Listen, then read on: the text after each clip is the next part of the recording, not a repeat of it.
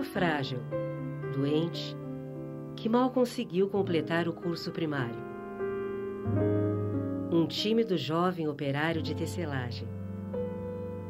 Um modesto funcionário público que nunca faltou ao trabalho. Um homem extraordinário, figura humana exemplar, amoroso e solidário.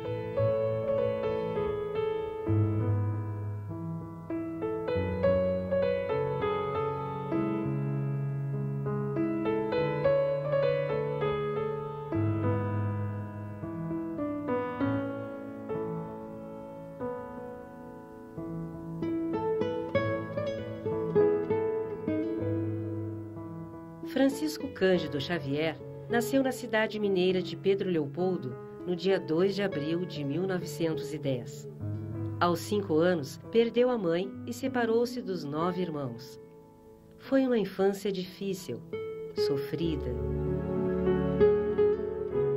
O Chico, quando a mãezinha dele desencarnou, com 5 anos, ele foi dado pelo pai para ficar por algum tempo com a madrinha.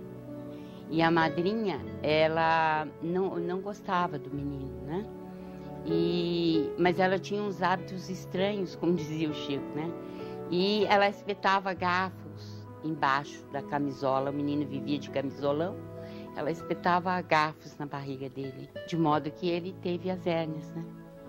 E essas hérnias precisaram ser, mais tarde, todas cirurgiadas para ele poder aguentar a vida. Ele também teve tuberculose no convívio com muita gente, né? Foi curado também pelos espíritos, mas por tratamento também. E o interessante é que ele sempre foi operado pelos médicos da Terra, ele nunca recorreu ao mundo espiritual. Mas a gente sabe perfeitamente que ele sempre foi ajudado pelo mundo espiritual. Dentro de grandes conflitos e extremas dificuldades, Chico Xavier cresceu e, aos 17 anos, teve sua primeira manifestação mediúnica. Psicografou poemas e mensagens que foram publicados por amigos em revistas e jornais da região. Senti-me fora de meu próprio corpo físico, embora junto dele. Ao passo que o mensageiro escrevia, minha visão habitual experimentou significativa alteração. Notei que toda a assembleia me fitava com simpatia e bondade. Me encorajava em silêncio, animando-me para que nada receasse quanto ao caminho a percorrer. Se me fascinavam o médium, o apóstolo, o cidadão Chico Xavier me encantava.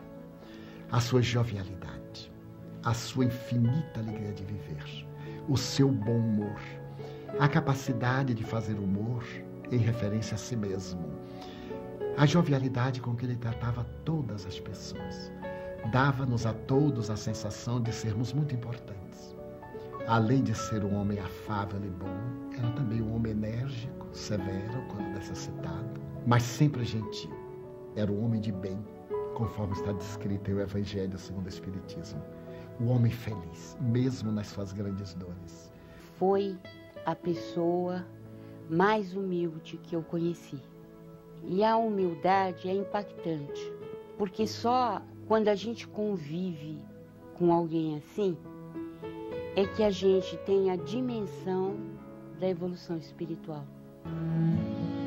Em sua trajetória humanística, Chico Xavier atendeu milhares de pessoas de todo o país, que semanalmente lotavam sua casa em Uberaba, no Triângulo Mineiro.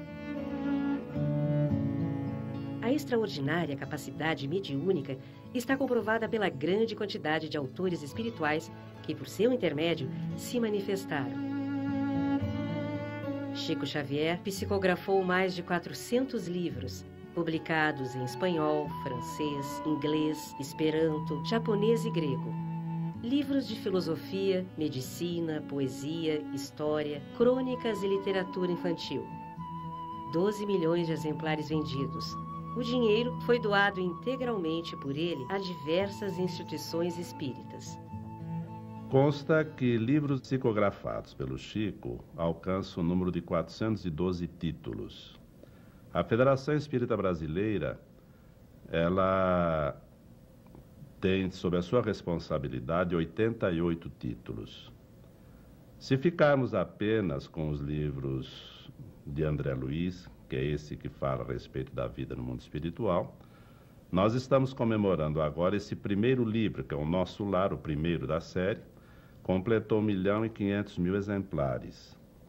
E se reunirmos todos esses livros desta série, até agora temos cerca de 5,5 milhões a 6 milhões de livros editados desse autor espiritual, só pela Federação Espírita Brasileira. Os livros não me trouxeram dinheiro e nem me dão dinheiro, mas me trouxeram aquilo que eu considero muito acima do dinheiro, que é a amizade de muitos amigos, um verdadeiro tesouro de amor. Amor ao próximo e desinteresse com os bens materiais. Chico Xavier sempre direcionou sua vida para a preocupação exclusiva e constante com a felicidade do ser humano. Ricos, pobres, velhos, crianças, homens e mulheres de todos os níveis sociais. Esquecia-se de si mesmo.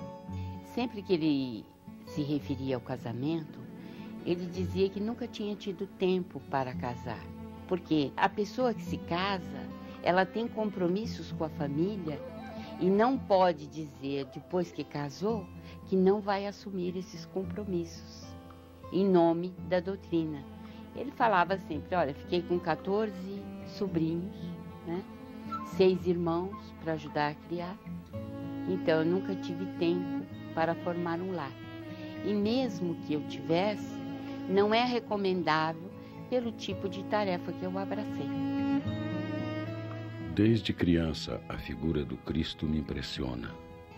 Ao perder minha mãe, conforme os ensinamentos dela, acreditei nele, na certeza de que me sustentaria. E Jesus sempre esteve e está nas minhas lembranças. Um protetor poderoso e bom, sempre perto, cada vez mais atuante e vivo. Chico sempre esteve do lado dos que doem, dos que sofrem, dos que choram, no momento de dor. Ele sempre falou isso. Eu lembro uma vez que falaram, né, que ele era ligado muito à sua fome, à miséria, às pessoas doentes, às pessoas enfermas, que o mundo não era só aquilo, né? E ele responde que o mundo, na verdade, o mundo realmente não era só aquilo, mas no instante que aquilo era verdade para as pessoas, era o instante em que ele deveria estar com as pessoas. É grande o número de famílias que receberam o consolo de informações de parentes que haviam desencarnado e que, junto ao Chico, recebiam comprovações da sua existência, de que continuavam existindo, mostravam interessados em acalmar os familiares, ressaltando junto a eles que o afeto continuava, que os vínculos familiares continuavam a existir e que a ausência do corpo físico nada representava nesse aspecto, a não ser a ausência física, mas os vínculos espirituais continuavam. Essa contribuição do Chico, vamos dizer, a estas pessoas foi extremamente importante. Mas o que marcou também muito a própria personalidade do Chico foi o trabalho voltado ao atendimento aos necessitados. Nós desconhecemos outras pessoas que tiveram um trabalho de difusão do Evangelho tão grande como o Chico fez no século XX. Com o passar dos anos, os problemas de saúde foram se agravando. Chico tinha dificuldade em enxergar. Sofria de angina e de tuberculose contraída no seu contato direto com o povo humilde que o procurava. Tornou-se figura de projeção planetária. Recebeu o título de cidadão honorário de várias cidades brasileiras. Uma mobilização nacional queria candidatá-lo ao Prêmio Nobel da Paz. Foram mais de 10 milhões de assinaturas colhidas no mundo todo. O Chico acabou não ganhando esse prêmio porque no ano anterior quem ganhou foi a Madre Teresa de Calcutá. E a norma do prêmio que não seja dado em anos consecutivos para pessoas ou entidades que tenham a mesma natureza. No caso dos dois, a natureza é religiosa. Em 1976, sofreu o primeiro infarto. Ficou afastado da casa em Uberaba por apenas 2 meses. Voltou para ficar com seus fiéis e seguidores até o final da vida. Todos somos unânimes em considerar Chico Xavier a expressão máxima da mediunidade no século XX.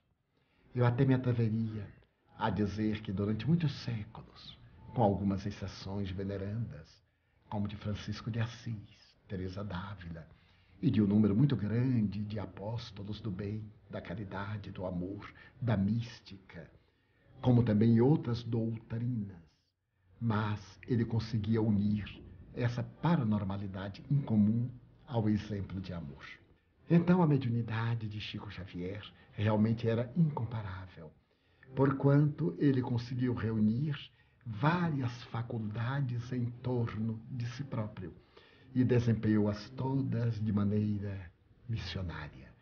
Não apareceu, por enquanto, nenhuma frase resumindo uma filosofia correta de vida como aquela pronunciada por Jesus: amai-vos uns aos outros como eu vos amei. Chico Xavier morreu sem dor, sem sofrimento e sem aviso prévio, em junho de 2002. Morreu dormindo, aos 92 anos. Desencarnou, deixando um exemplo de bondade, amor, humildade e fé. Confia sempre. Não percas a tua fé entre as sombras do mundo. Ainda que os teus pés estejam sangrando, segue para a frente, erguendo-a por luz celeste acima de ti mesmo. Crê e trabalha, esforça-te no bem e espera com paciência. Tudo passa e tudo se renova na terra, mas o que vem do céu permanecerá. De todos os infelizes, os mais desditosos são os que perderam a confiança em Deus e em si mesmos, porque o maior infortúnio é sofrer a privação da fé e prosseguir vivendo. Eleva, pois, o teu olhar e caminha, luta e serve, aprende e adianta-te. Brilha a alvorada além da noite. Hoje é possível que a tempestade te amarfanhe o coração e te atormente o ideal, aguilhoando-te com a aflição ou ameaçando-te com a morte. Não te esqueças, porém, de que amanhã será outro dia.